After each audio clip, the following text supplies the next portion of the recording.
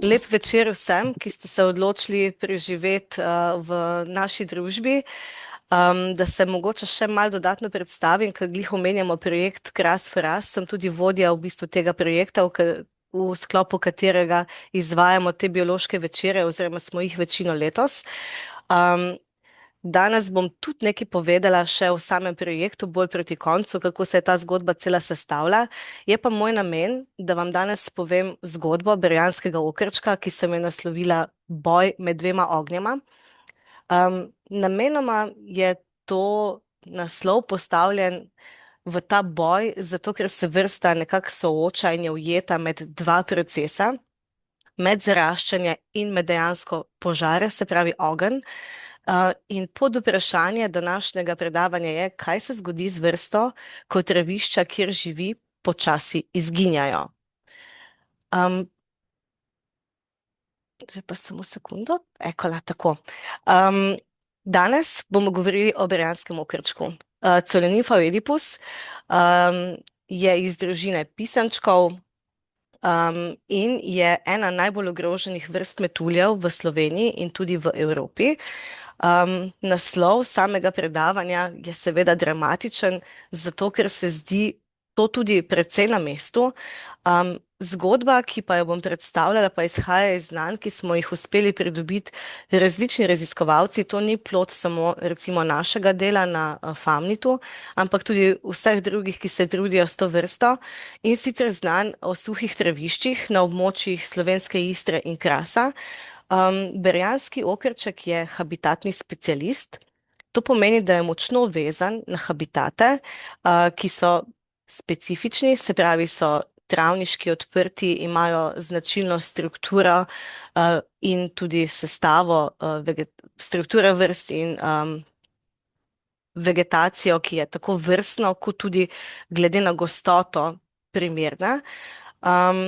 In je obenem tudi slab letalec. To pomeni, da vsaka mejica, ki nekako razmejuje njegove habitate, njegove travnike, lahko potencialno predstavlja težave. Se pravi, da premosti iz enega travnika na drug travnik. To ne pomeni, da je popolnoma nemočen, ampak če je recimo zaraščujočega matriksa okoli travnikov preveč, seveda to predstavlja dolgoročno težavo. Najbolj spremljeno populacijo na Krasu je v bistvu zajel požar, in to ne eden, ampak dva, en v letu 2019 in en v letu 2022.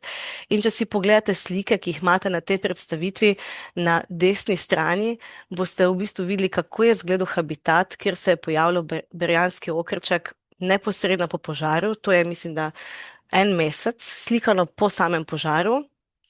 Ampak vidite tudi že na spodnji sliki, da je določena vegetacija že začela odganjati, tako da v bistvu požar res lahko popolnoma uniči vegetacijo, ampak si ta opomore. Zdaj za samega Berjanskega okrčka je to težava, ker požar, ki je bil na njegovem habitatu, je uničil vse rastje, se pravi tako drevesa, ki so senčla, kot tudi v bistvu travo in travni opad, ki mu predstavlja del življenjskega prostora, in to bomo v bistvu tudi videli potem, ko vam bom malo več povedala o sami, bom rekla, kako se je populacija na to prilagajala, se je ali se ni. Medtem ko na drugi strani same prezentacije imate pa v bistvu še en tak, mogoče malo lepši travnik, sicer je majhen, vidite, da je kar velik okoli grmovja, ki se počasi zarašča v sam habitat, in spodnja slika na levi strani pa vam predstavlja v bistvu še zaraščanje za tujerodno invazivno vrsto pa jesenom, ki recimo na Krasu tudi predstavlja enega večjih problemov. Tako, dva glavna procesa, ki bomo danes poznavali. Zaraščanje in v bistvu tudi požari. Pa si poglejmo razširjenost vrste mičkan bolj oddaleč, se pravi, pejmo na nivo recimo Evrope in recimo tudi širše palearktične regije, kjer se v bistvu vrsta nahaja. To pomeni, da se nahaja v tem centralnem delu Evrope, od recimo Pirenejev pa vse do Kitajske. Zdaj za azijski del ni dosti podatkov, so fragmentirani, najdeš kako informacijo, da so vrste bile popisane, zaznane, ampak nič kaj dosti več kot to. Medtem ko v Evropi je stanje te vrste zelo kritično, zato tudi spada med 15 najbolj ogroženih vrst metuljev. Um, in v bistvu najdemo izolirane populacije, recimo v Franciji, recimo na francoskem delu, potem v Italiji, Sloveniji, Švici, Nemčiji in tudi v bistvu potem proti Poljski, Belorusiji in Rusiji. Um, Na podlagi genetskih analiz, tako slovenskih populacij kot vseh populacij, ki smo jih uspeli nekako še recimo zaznati v Evropi, se je naredilo neki predstavitve v bistvu, kakšna je ta raznovrstnost in slovenske populacije so precej edinstvene, o tem danes ne bom toliko govorila. Je pa dejstvo tudi, da so recimo geografsko in ekološko ločene na nivoju tako Evrope kot Slovenije. In recimo v Evropi lahko govorimo v obstoju treh glavnih genetskih linij, se pravi atlantske, ki predstavlja zahodno Francijo, potem zahodne, ki predstavlja vzhodno Francijo in recimo vzhodne evropske, ki predstavlja v bistvu populacije iz Italije, Slovenije, Lihtenštajna, Nemčije in Poljske.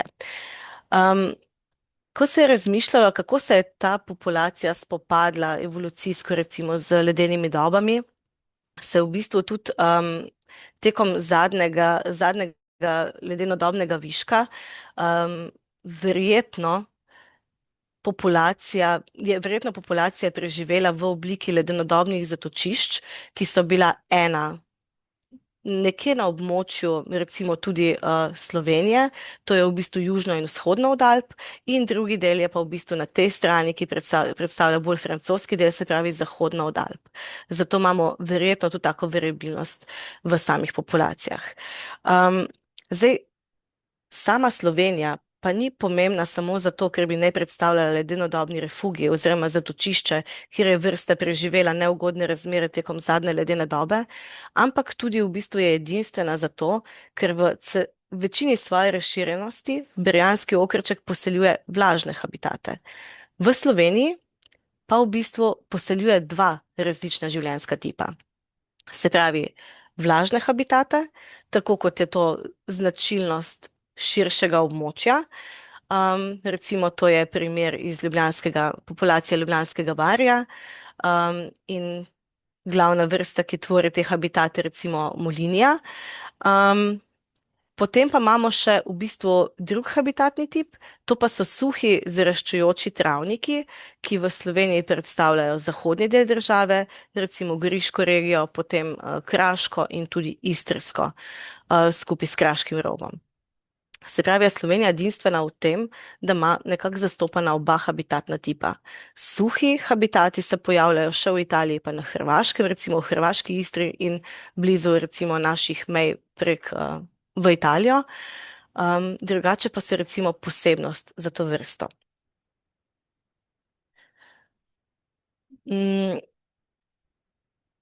Tukaj bi mogoče zdaj še nekaj malega povedala o samem življenjskem krogu. Berjanski okrček, imate predstavnika samice in samca na sami prezentaciji. Je vrsta, ki ima samo eno generacijo na leto. Odrasli metulji pa začnejo letati v juliju. Mogoče, ker bi tukaj zdaj malo več navezala še na rastline, se pri odraslih metuljih lahko pogovarjamo o pomembnosti rastlin, ki so nektarske, se pravi, na katerih metulj dejansko lahko pije nektar. In med vrstami, ki so zabeležene nektarske rastline, najdemo recimo nebinovke in rožnice. Med drugimi, niso to edine vrste, ne bi pa vseh naštevala. Se pa ponavadi samice pogosteje hranijo kot samci, celokupno pa velja, da se vrsta kot odrasla zelo malo hrani. To je tudi povezano s tem, da je življenjska doba izjemno kratka, se pravi, kot odrasli metulji ne živijo dolgo časa. Letajo kot odrasli recimo v juniju in to približno kak mesec, večini del leta pa preživijo kot gosenice. Najprej se na travniku pojavijo samci in potem za njimi samice in recimo, ko pride do parjenja, samica išče primerne habitate, kam bi lahko odložila svoja jajčeca. Se pravi, išče tako imenovane ovipozicijske rastline, se pravi rastline, na katere bo odlagala ta jajčka. Jajčka odlaga posamično, odlaga jih na stebla ali pa na liste rastlin, pri tem pa na izbiro samih mest, kam bo odložila ta jajčeca, vpliva tako višina vegetacije, se pravi, kako so visoke rastline, kot tudi to, da je recimo dovolj gosto rastlinstvo na tem habitatu. Pomembno je, da ni popolnoma zasenčeno, ker je metul heliofilen, se pravi, ima rad sončno svetlobo in tudi v bistvu gosenice se potem, ko se izležejo, rade sončijo. Se pravi, se postavijo na tak del lista, ki je vedno nekako osvetljen. Se pravi, te ovopozicijske rastline pa so večinoma med rodovi, ki spadajo med trave in šaše. Nadalje se iz samega jajčeca izleže gosenica. Gosenica je na začetku zelo, zelo majhna, to je tam mogoče konec julija, da se začnejo izlegati prve, in se v bistvu hranijo na tako imenovanih hranilnih rastlinah. To so pa rastline iz pač družin večinoma, kot sem že rekla, trav in šašev. Pomembno je, da je dovoljšna gostota teh, da se lahko gosenica ustrezno prehrani in v bistvu potem se hranijo gosenice nekje do sredine novembra, obenem pa se prilagajajo tudi barvno sami vegetaciji. Se pravi, na začetku so zelene, ko je še vegetacija bolj zelenkasta, potem pa tekom sezone, ko že vse v bistvu malo rumeni, postajajo bolj rjavkaste. Zimo prespijo, hibernirajo v samem opadu, se pravi, pomembno je, da to predstavlja nek izolativni material, da lahko primerno zaščitene preživijo neugodne razmere in se potem v marcu počasi začnejo zbujati. Pomembno je, da imajo zimzeleno vegetacijo, se pravi, da so trave že odgnale, da se lahko hranijo in v bistvu nekako zrastejo do primerne velikosti in se potem tudi zabubijo. Tu imate še eno slikco ene samičke, ki napenja krila, se pravi, čisto sveže izvaljeno. Pa če povemo še mogoče nekaj o izgledu, tukaj imate primer samca in samice. Samica je ta, ki ima več očesc, samec jih ima manj. Načeloma je metulj zgornje strani rjavkaste, enotne barve, medtem ko spodnja stran ima različno število očesc. Pri samici se pogosto pojavlja tu še svetla lisa. Ta očesca so pa v bistvu res tak določevalni, pomemben znak. Se pravi, zelo markantna tudi zaradi tega. Vzorec v številu in velikosti očesc pa je v bistvu med samci in samicami variabilen. Pa mogoče vse ne bi preveč o samem izgledu, ker bomo potem to na koncu navezali sicer še na funkcijo, ampak bi se mogoče dotaknila tega, kaj povzroča največje spremembe samih habitatov. V bistvu različne študije kažejo na podobne rezultate, podobne odgovore, kaj v bistvu je problem. Težava je večinoma na območju tako Slovenske Istre kot Krasa opuščanje tradicionalne rabe in posledično zaradi tega zaraščanja habitatov. Na Slovenski Istri smo tekom ene študije, ko smo primerjali dve obdobji, ugotovili, da se je zaraščanje kar 6-kratno povečalo v preučevanem obdobju. Se pa za Slovensko Istro je tudi razvidno, da se spreminja tudi namembnost recimo kmetijske dejavnosti, se pravi, se površine spreminja v kmetijske iz vidika tega, da se jih v bistvu preusmerja v trajne nasade, v oljčnike ali pa recimo vinograde. Medtem ko na Krasu, tu imate v bistvu še samo sliko, kako izgleda to v Istri, kako izgleda to na Krasu, to pa je nek povzetek za vse habitate, ki smo jih delali in vključuje tudi podatke iz Goriških brd in Ja, iz Goriških brd, ki je še en suh habitat. Tega nisem prikazala, ker se mi je zdelo bolj pomembno samo tole. No, na Krasu pa je v bistvu dejavnik, ki najbolj ogroža populacije, zaraščanje. Kaj se torej zgodi, ko se travniki krčijo? Mislim, načeloma velja, da populacije ob tem, ko zgubljajo svoje habitate, razpadajo, se pravi, se manjšajo. In tu vam bom prikazala zgodbo tako iz doline Dragonje, kot recimo tudi iz območja Krasa, se pravi iz Cerja, in temelji v bistvu na različnih podatkih, tudi recimo na nacionalnih monitoringih, ki jih izvajajo na vsake 4 leta. Recimo za Slovensko Istro že kar nekaj časa velja, da se območje zarašča. Se pravi, se povečuje gozdna površina. Trend je bil precej očiten, še bolj očiten po drugi svetovni vojni, glede recimo samega opuščanja dejavnosti. Se pa za to območje ve, da je vrsta prisotna nekje od leta 2000 in 2009 so bili izvedeni prvi redni monitoringi, tako imenovane sklenjene razširjenosti, se pravi, se pregleda večji del območja, primerne habitatne krpe, iz vidika vegetacije, in ob tem pregledu se je ugotovilo, da je 50% teh krp bilo primernih in prešteli so na teh krpah vse skupaj 674 osebkov. Kar v bistvu za nek prvi popis sploh ne deluje slabo, še posebej potem, ko gledaš podatke za naprej. 2011 je bila izvedena prva raziskava ocene velikosti. Cena velikost populacije se je delala na 4 različnih krpah in se je velikost populacije teh 4 krp ocenila na 1328 osebkov.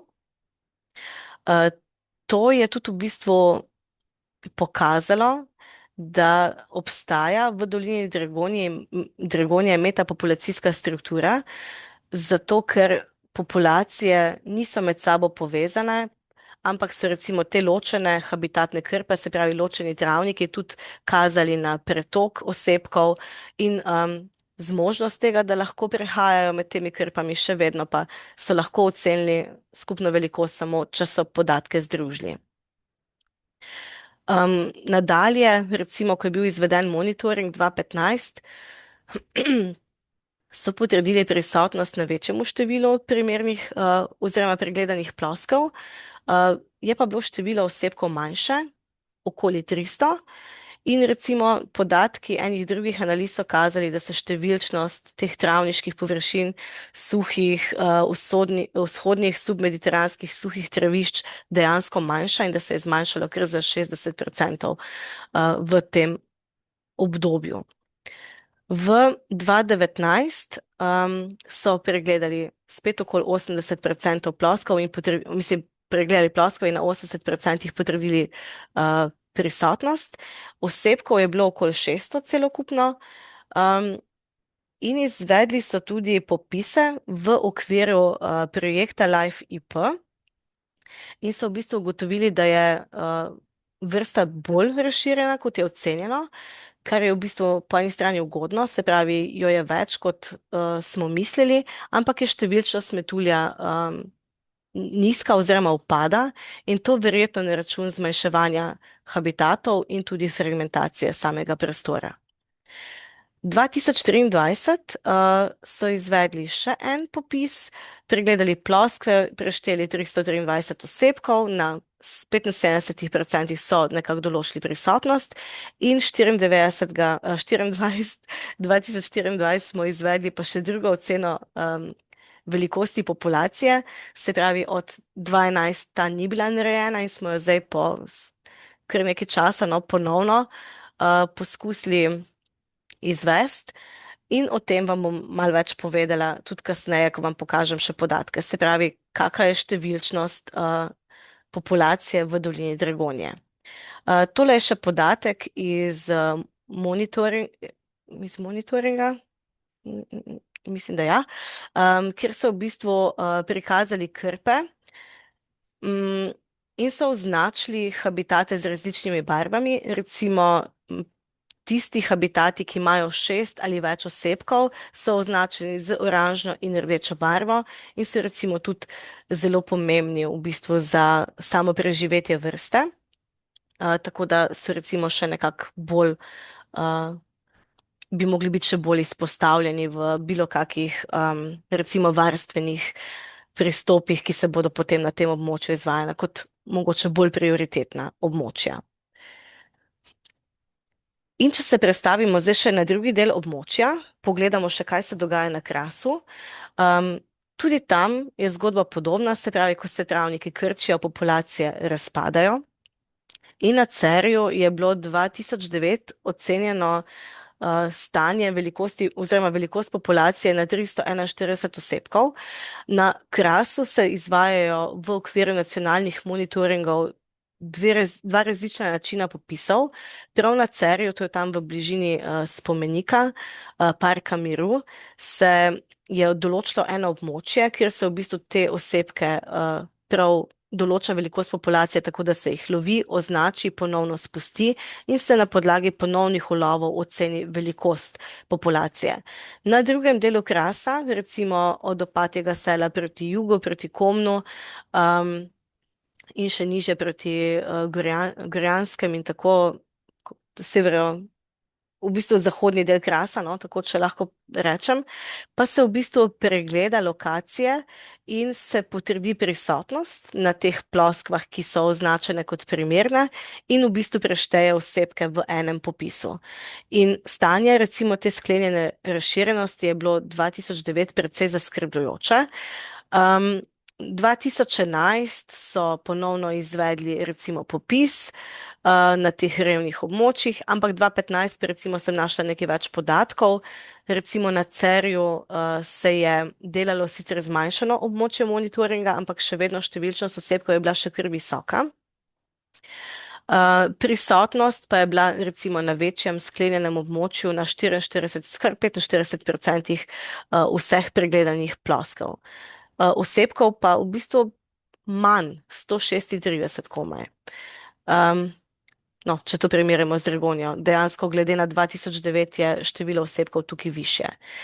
2017 so izvedli samo en obisk na Cerju, prešteli 84 osebkov in recimo 2019 so ponovno ocenjevali velikost populacije in so ocenili velikost na 422 osebkov in prisotnost recimo tega sklenjenega območja na skoraj 70%, ampak število osebkov se je povečalo, ne pa drastično, recimo, da smo tam na približno 170. To so zdaj podatki, ki so bili na voljo v monitoringih, se je pa 2019 zgodila še ena zadeva, ki je imela zelo pomemben vpliv na samo populacijo in sicer požar na Cerju. Ta je uničil obsežen del površin, kjer je živel Berjanski okrček in bi vam v bistvu to želela tudi pokazati. Po samem požaru smo oceno izvajali tudi tukaj na oddelku, se pravi, smo šli večkrat na teren, tukaj so imeli naši študenti marsikateri velik pač vpliv, da smo pridobili dobre podatke.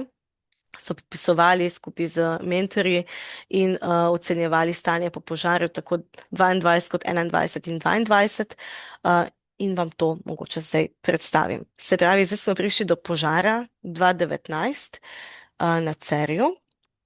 Samo mičkano. Takole. Tu, ko vidite rdečo liso, ki se premika iz desne strani proti levi, je v bistvu, kje naj bi požar na to območje prišel. Tu je ta del je v bistvu park, ta spomenik miru. In če pogledate, v bistvu se je požar širil na precej velik del, kjer je označen kot območje monitoringa.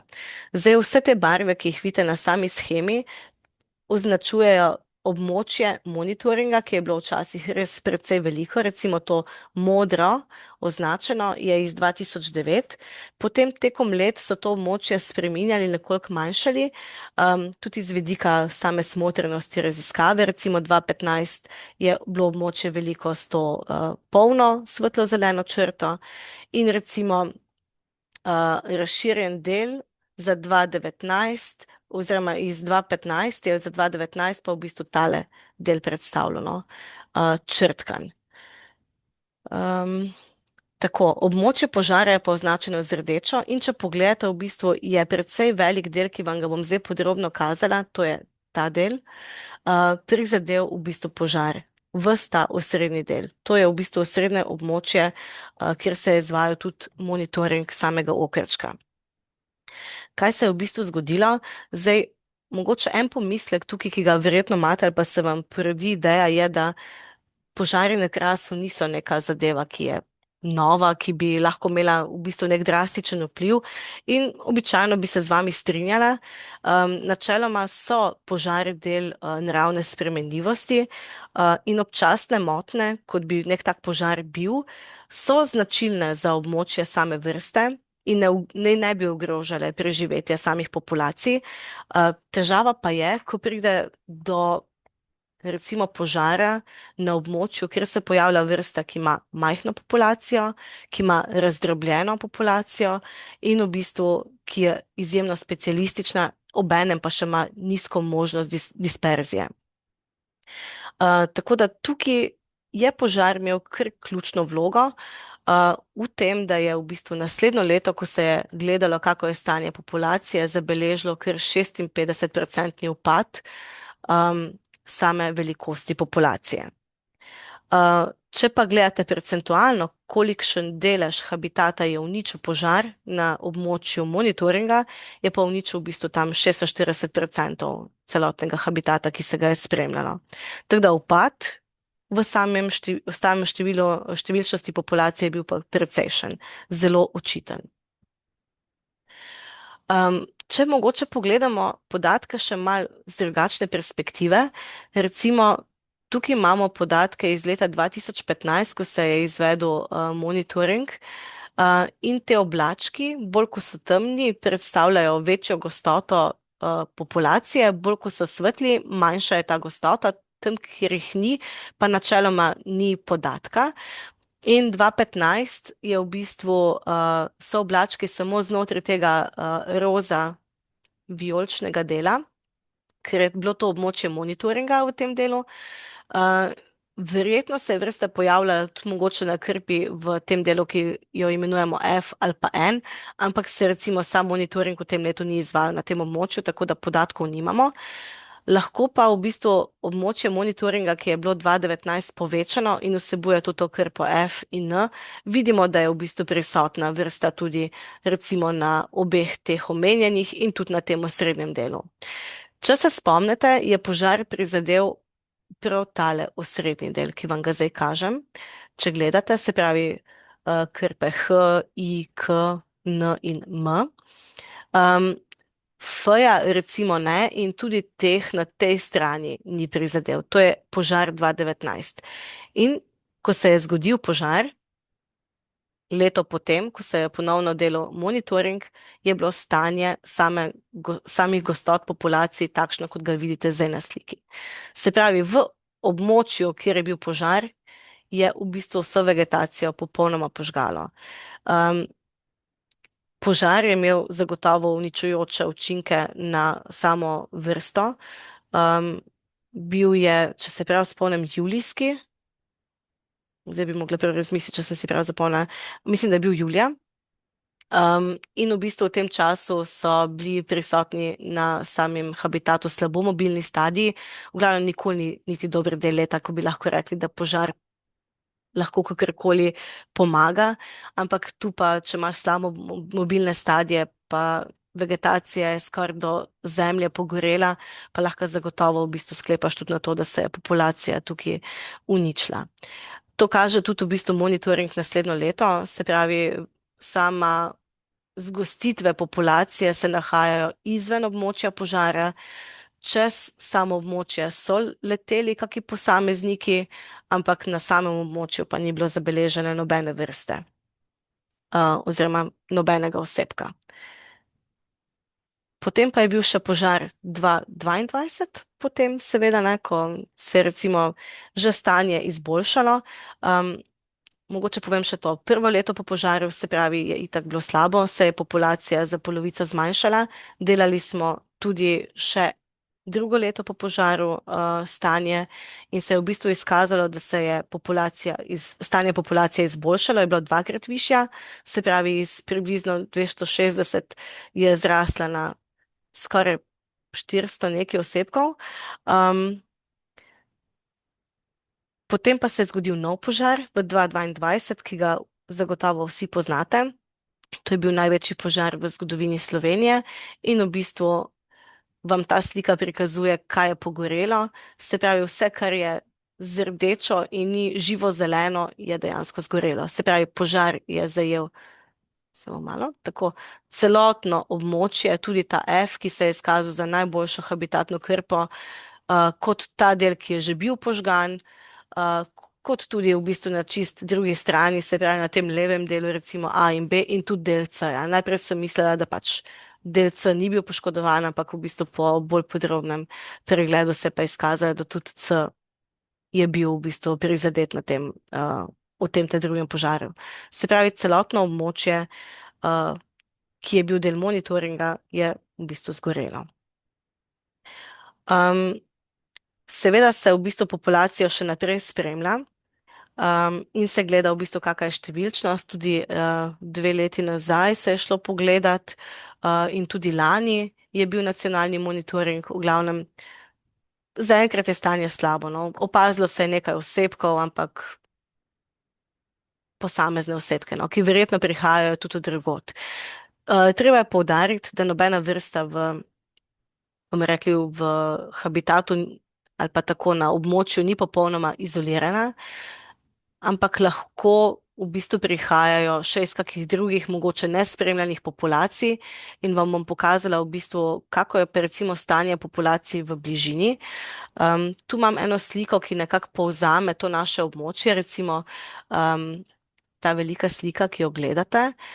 Tu je območje spomenika, to je bilo del požara 2019 z rdečo označeno, potem pa imate recimo območje samih monitoringov na Cerju in recimo lokacije, ki so del te sklenjene razširjenosti, v bistvu v bližini Lokvice oziroma Opatjega sela. Delalo se je monitoring v letu 2020 in 2023, se pravi, kako je stanje populacije na tem območju in se je v bistvu pokazalo, da je stanje boljše, kot je recimo na območju požara. Je pa mogoče vseeno tukaj pomembno izpostaviti, da recimo v tem levem delu slike, da Brijanski okrček imate primerjavo 2020 pa 2023, recimo v 2023 ni poseljeval vseh habitatnih krp, ki so recimo tu nekako predstavljene, se pravi recimo te, ali pa je številčnost bila manjša. Opazno je bilo tudi zmanjšanje števila ulovov, kljub temu, da to območje pa ni bilo neposredno prizadeto od požara. Se pravi, so verjetno populacije med seboj bile povezane, tudi so bili opaženi preleti, recimo med temi krpami. Zagotovo lahko sklepamo, no, da je požar dela populacije vplival tudi na drug del, kljub temu, da ga ni neposredno prizadel. Upad med 2020 in 2023 v bistvu je bil v številčnosti recimo za 50%, no, celokupno, tudi izven tega območja, kjer ni bilo požara. Tu pa sem dala še slike iz monitoringa sklenjene razširjenosti, ki v bistvu predstavljajo potem ta južnejši del Krasa, se pravi recimo tu je tudi Lokvica, no, potem to je mogoče še tukaj v bližini Lokvice in Opatjega sela, podobna struktura krp, ki sem jo imela na prejšnji sliki, to pa je južneje proti Vojščici in recimo Klancu pri Komnu. Znova vidite, da imamo različne habitatne krpe, obarvane z različnimi barvami, s tem, da oranžna in rdeča so tista, ki imajo več kot 6 osebkov, recimo oranžna 6 do 10 in rdeče tiste, ki imajo več kot 10 osebkov prisotnih v času enodnevnega štetja. Prisotnost v 2023 so potrdili na 55% pregledanih ploskev in celokupno 138 osebkov. Ok. Zdaj bi vam pa povedala še nekaj o naši študiji, naši raziskavi, ki smo jo delali v Dolini Dragonje. V osnovi je bila ideja, da pogledamo ponovno iste habitate, ki so bili del raziskave že 2011, se pravi, ko se je prvič ocenjevalo velikost populacije. In smo se nekako lotili pregleda vseh teh krp še iz one raziskave. Označene so v bistvu na tem zemljevidu A, B, C in D, kot so tudi v prvi raziskavi. In potem smo na podlagi tudi konzultacij s kolegi iz CKFF-ja in iz Life IP se nekako dogovorili, kje bi bilo najbolj smotrno mogoče izvesti oceno velikosti, zato ker krpe, ki smo jih pregledovali zdaj po obdobju 15, ni bilo še 15 let, skoraj 15 let, so se izkazale za manj primerne. Želeli smo pa vsaj izvesti neko raziskavo, ki bi bila smotrna in smo se v bistvu odločili za krpe, ki smo jih poimenovali M, S in V, v bistvu v bližini zaselka Župančiči. Naslov tega slajda je, da ni vsak travnik enak travniku in to zato, ker je zelo pomembno v bistvu, kakšni so travniki, kjer se vrsta nahaja. Travnike, kot sem rekla že na začetku, vrednotimo glede na sestavo, se pravi, katere vrste so prisotne, recimo poznane vrste za gosenice, koliko je ovipozicijskih rastlin, recimo struktura, gradniki habitata, ki tvorijo potem nek tak primeren mikrohabitat za našega metulja in samo struktura, se pravi to gostoto rastlinskega pokrova, pač ta dom, najbolj optimalno bivališče. In če pogledamo, kaj smo v bistvu ugotovili, od vseh lokacij, ki smo jih pregledali, smo samo enega vključili v analizo vegetacije, samo tale KRPB, ker vse ostale dejansko niso bile primerne. V enem pregledu nismo zaznali več kot 5 osebkov, na B-ju pa recimo smo in smo potem tudi izvedli vegetacijski popis, prav tako smo ga izvedli na M-ju, S-ju in V-ju. In v bistvu ta B, če pogledate še v bistvu, kakšne so vrste, ki smo jih našli in smo jih opredelili kot ekološko pomembne, vidite, da celokupno vrst, ki jih lahko po literaturi opredelimo kot nektarske, hranilne, ovipozicijske ali gradniki habitata, so samo 3. To ne pomeni, da so samo te 3 vrste bile prisotne, ampak da je bila sestava recimo dosti drugačna počvrstno. Sama struktura pa v bistvu nekako je bila potencialno primerna, se pa recimo ta travnik še kar zarašča in v zadnjih letih opažamo tudi, da ima novega upravljavca. To sicer nismo preverili, ampak recimo bi bilo za spremljati v bistvu, kako se recimo upravlja, da bi lahko potem te podatke boljše povezali. Bolj optimalno je bilo območje, ki je sicer povezano in kjer smo potem izvedli še te popise. To je to, ki pa ima zeleno lučko na semaforju. Se pravi, tu je bilo pa največja številčnost metuljev celokupno, tudi to območje smo kot enotno nekako obravnavali za samo oceno velikosti. In ko v bistvu gledate, imajo te habitati precej večjo število ekoloških pomembnih vrst. Z rumeno so recimo označene nektarske, z temno-zeleno ovipozicijske, se pravi, kamor samičke odlagajo jajčeca.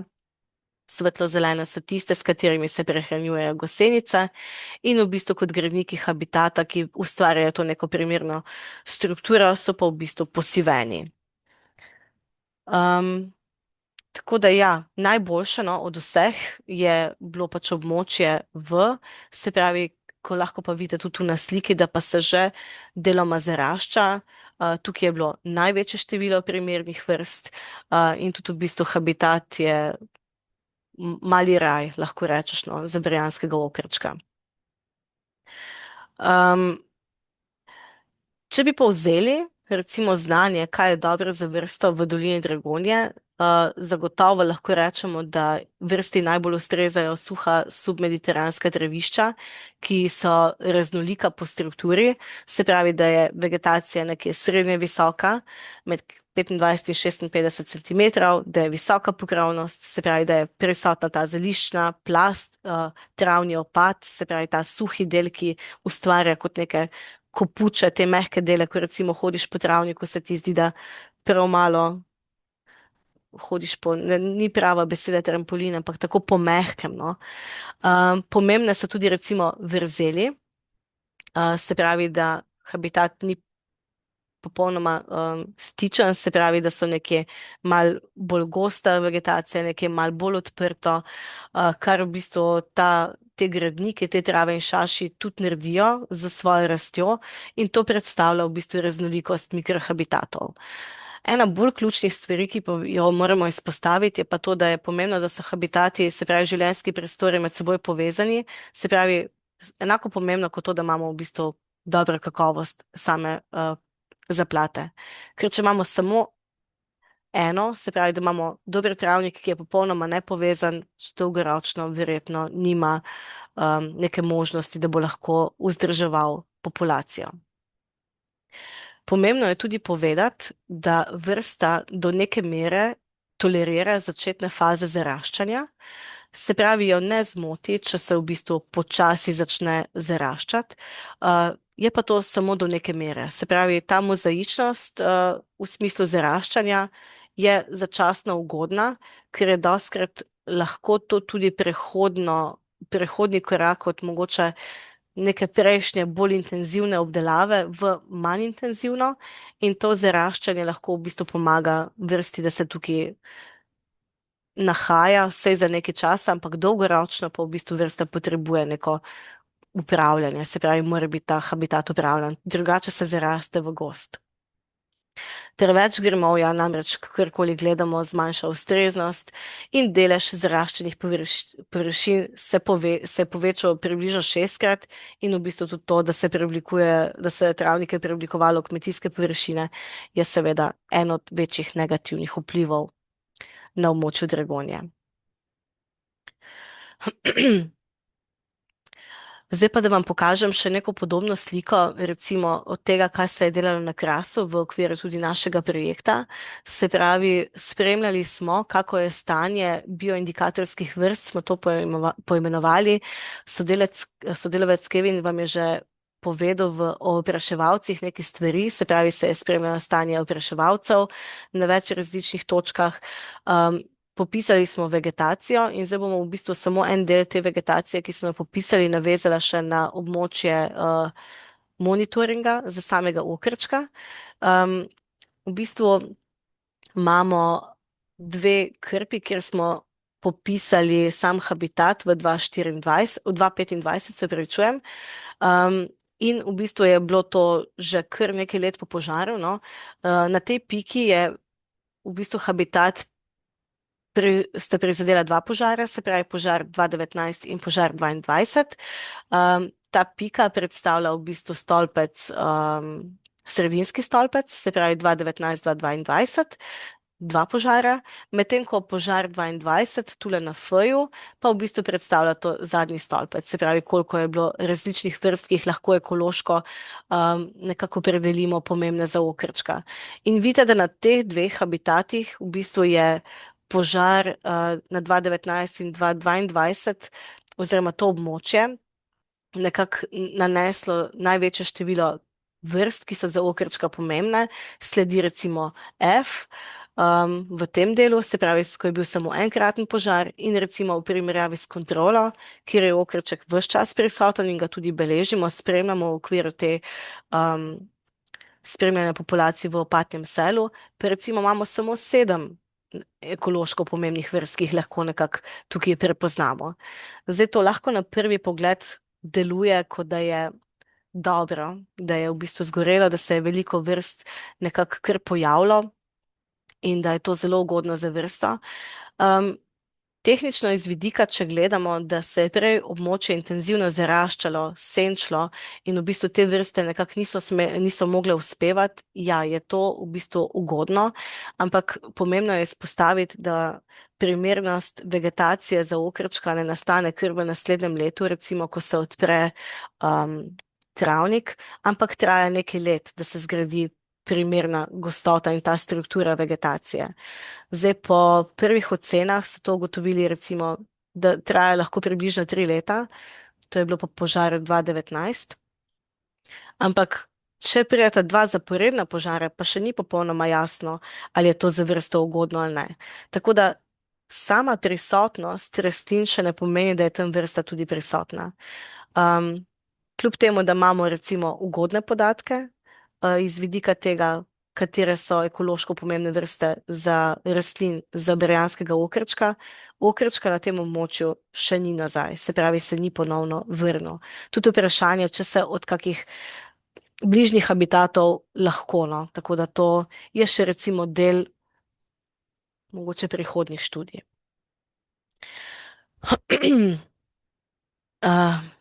Ok. Pa če še damo v bistvu tukaj en tak neko ponazoritev z semaforjem, no, to mi je tako simpatično. Absolutno je neugodno takoj po požaru in tudi v bistvu prvi 2 leti po požaru struktura ni ugodna za vrnitev samega okrčka.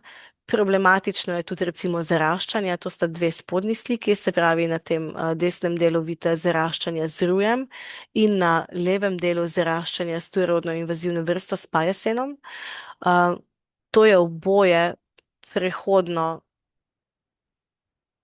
se da tolerirati, no, tako, ampak v bistvu dolgoročno pa ni vzdržno, ne, tako da iščemo v bistvu kak habitat, ki je res bolj lepo odprt. Tako.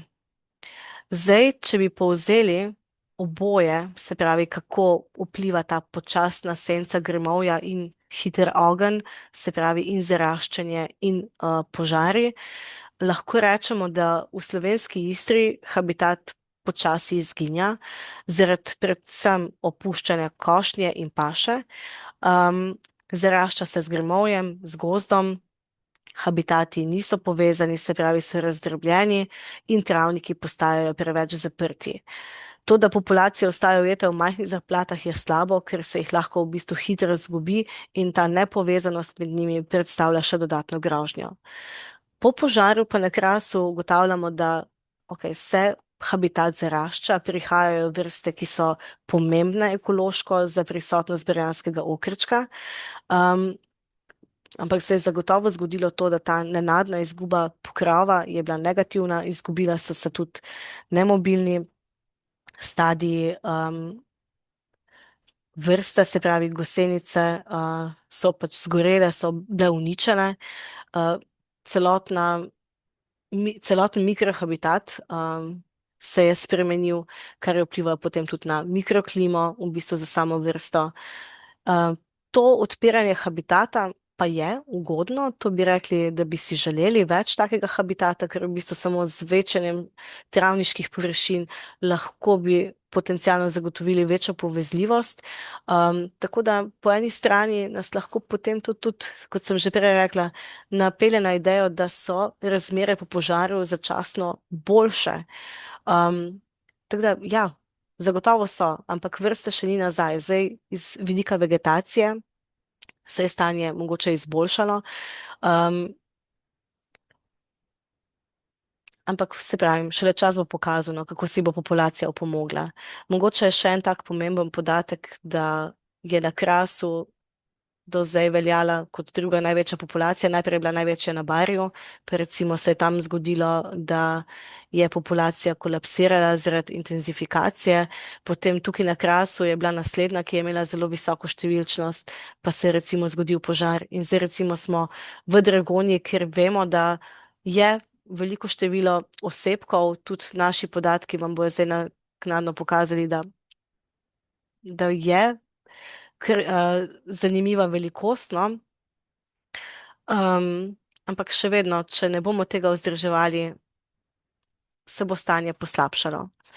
Zdaj, ideja o požiganju je za okrčka ne podpiram.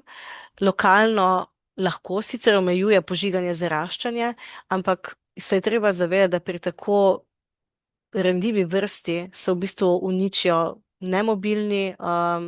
nemobilni stadiji, se pravi jajčeca bube, slabomobilni stadiji, kot so gosenice in tudi v bistvu odrasli metulji, ne morejo pobegniti požaru. Tako da je tveganje previsoko in preveliko, da bi se v bistvu upravljalo s požiganjem, vsaj na območju, kjer vemo, da okrček je eno. Ok.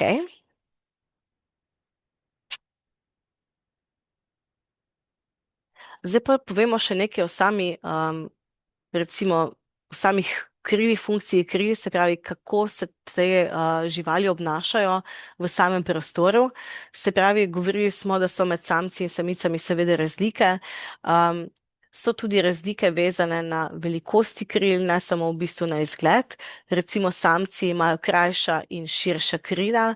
V bistvu so bolj aktiven spol. Oni aktivno letajo in iščejo v bistvu primerne samice za parjenje. To iskanje samic imenujemo patruljiranje, in so v bistvu bolj učinkoviti pri daljših preletih, tako da samci so bolj mobilni, pa tudi v populaciji se pojavijo prej, se pravi najprej so samci, potem se šele pojavijo samice. Samice po drugi strani pa recimo imajo daljša in ožja krila, so bolj sedentarne, se pravi več počivajo. To je povezano tudi s tem, da imajo nekoliko težje telo, ki tudi nosi jajčeca, ki jih potem odlagajo, in ostajajo bližje mestom z ustreznimi rastlinami za odlaganje jajčec. Živijo pa nekoliko dlje časa kot samci. Sem si tudi zabeležila, koliko živi kateri. Samice živijo tam po tej naši analizi zadnji, no, med 8 in 9 dnevi, medtem ko samci približno 6 dni. Zdaj pa v bistvu bi še naslovila to zmožnost preleta in bi primerjala v bistvu, kaj se dogaja na Krasu in kaj v Istri.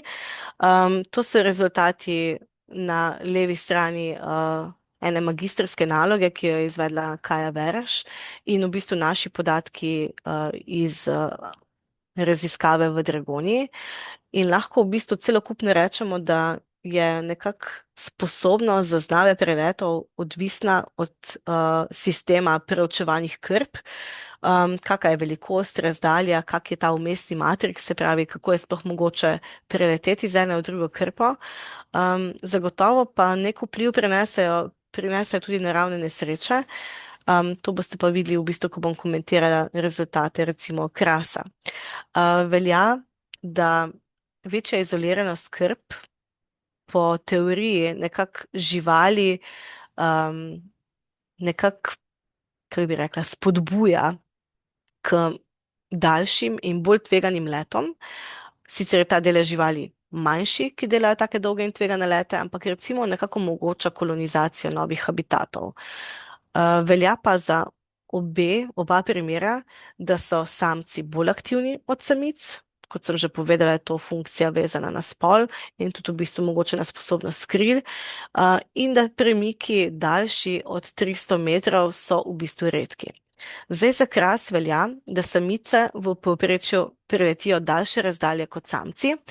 Tukaj so podatki iz Krasa, kar je v bistvu zelo zanimivo in je drugače, kot najdemo v literaturi za podatke, zato ker v povprečju vedno samci letajo dlje kot samice. Tukaj na Krasu se je pa v bistvu te raziskave pokazalo, da so bile samice tiste, ki so priletele dlje. In mogoče je to povezano tudi s tem, da so iskale primerna mesta za odlaganje jajčec, ker v bistvu je bil ta habitat vplivan, se pravi, se je obnavljal po samem požaru. Povprečna razdalja, recimo na Krasu, je za samce okoli 107 metrov, za samce in samice, medtem ko zelo podobno lahko rečemo tudi v dolini Dragonje. Zdaj samci so imeli tam približno 110 metrov, samice malo manj, okoli 90 metrov preleta. tukaj vedno upoštevamo pač v bistvu ravne linije med samimi razdaljami. To ne pomeni, da so te osebki v enem letu opravili tako dolžino, ampak so lahko vmes verjetno bili še b- mrsikje, pa mi to nismo zaznali, no. Samo mogoče še to kot komentar.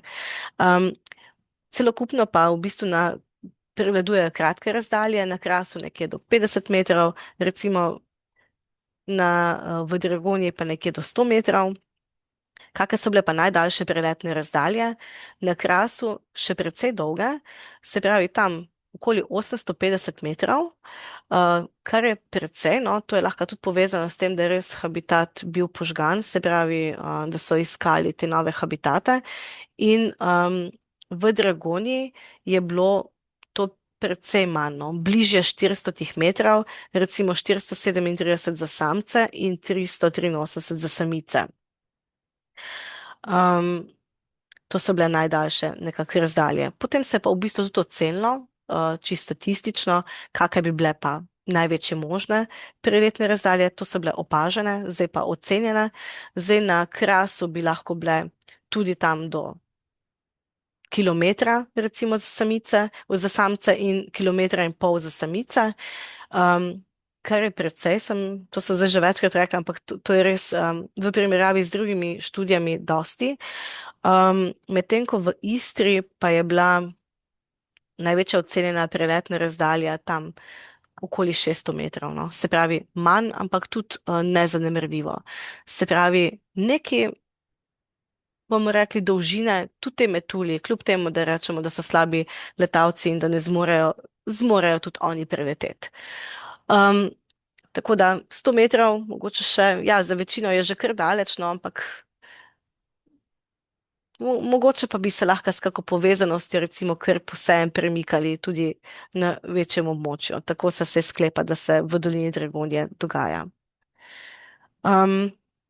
Glede same velikosti populacije, pa vam dam še tukaj nekaj podatkov, se pravi recimo številčno samcev se je ocenilo na 560 na tem območju monitoringa, ko smo izvajali, recimo številčno samic pa na 464 z intervalom zaupanja, kot je napisano v oklepaju.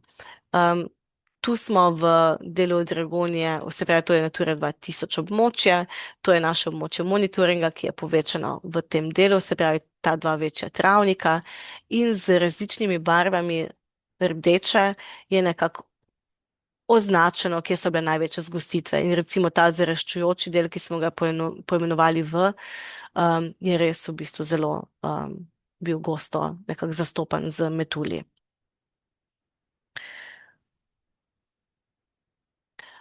Zdaj pa za zaključek, mogoče kaj lahko naredimo. Se pravi, neko sporočilo, ki ga danes želim podati, je, da vrsta ni, da je nesposobna kolonizirati nove habitate, je pa to težje, če je v bistvu območje zaraščeno, da se pa lahko dostikrat zgodi, da če zaplata oziroma travnik izgine, populacija izgine z njo, da matrix oziroma to fragmentiran prostor z zaraščujočo krajino lahko predstavlja resno oviro in da je pomembna sama povezljivost. In mogoče tukaj bi vas v bistvu samo mogoče opomnila že na eno zadevo, ki je bila tudi sicer že verjetno kdaj predstavljena, to, da smo za območje Slovenije vse naše populacije združili kot evolucijsko pomembno enoto, se pravi iz vidika tega, da so tudi genetsko edinstvene, se pravi bi jih mogli tudi iz tega vidika res ciljno varovati, ampak glede samega upravljanja se pa predlaga, da se vsaka enota v bistvu ločeno upravlja, se pravi Kras ločeno, Istra ločeno, Ljubljansko barje ločeno in Goriška, tudi v bistvu nekako upravljanje v naši državi je tako, da bi bil tak sistem še najbolj učinkovit. Pomembno je, da ohranjamo samo mozaičnost habitata, to se mi zdi ključno in tudi v projektu Gras for Ras to zelo poudarjamo, se pravi pomen recimo kraške gmajne. Ta kraška gmajna je v bistvu krajina, ki se jo upravlja, lahko se jo upravlja tudi s pašo, lahko se na tak način odpira recimo tudi zaraščujoča območja. Zagotovo je to, da imamo toliko gozda problematično, ker v bistvu izginjajo travniški habitati. Tako da se v bistvu naš projekt ukvarja tudi s tem, kako obnavljati v bistvu to mozaičnost. Kaj v bistvu narediti in na kak način povezati tudi Slovenijo in Italijo, ko v bistvu naravi ne moreš postaviti meja, ko skušaš v bistvu nekaj upravljati. Se pravi, za slovensko Istro se je v eni študiji, ko smo delali genetiko, pokazal, da ima en svoj edinstven haplotip na podlagi dveh mitohondrijskih in enega nuklearnega markerja, jedrnega markerja in se v bistvu na podlagi tega tudi poudarja, da je to območje pomembno in se za izboljšanje stanja habitata v bistvu priporoča, da se ohranja mreža habitatov, da se spodbuja ekstenzivna raba travišč, da se odstranjuje grmovno zarast in da se preprečuje intenzifikacijo.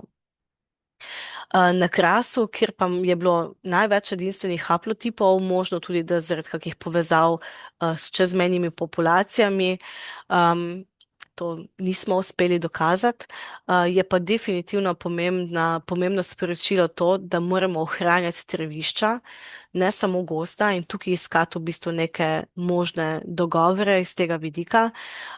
En od predlogov, ki jih bomo imeli tudi v sklopu naše strategije, je, da se sklene pogodbeno varstvo z lastniki zemljišč za ohranjanje te vrste na Krasu, ampak obstajajo še drugi ukrepi, ki smo jih nekako predvideli, ki nekako zagotavljajo potem to celokupno mozaičnost. Pa da zaključim, zagotovo za samo ohranitev vrste ne potrebujemo popolne divjine, no, tako, ampak dobro upravljeno krajino, se pravi smotrno upravljeno krajino in vrsta ni izgubljena, mislim, da si tudi sama marsikdaj zna pomagati, tudi če se mi predolgo od časa odločamo, kaj narediti. Zagotovo pa lahko že majhni ukrepi pomagajo in odločajo o preživetju populacije, tako da upam, da imamo vsi skupaj, ki delamo na tem, svetlo prihodnost. Naj se zahvalim še vsem sodelavcem in študentom, ki ste soustvarjali zgodbo. Jaz upam, da sem vas pravilno citirala, od vseh, ki sem podatke nekako zbirala. Če sem pa kaj pozabila, pa me prosim dopolnite in hvala in sem pripravljena tudi na vprašanja.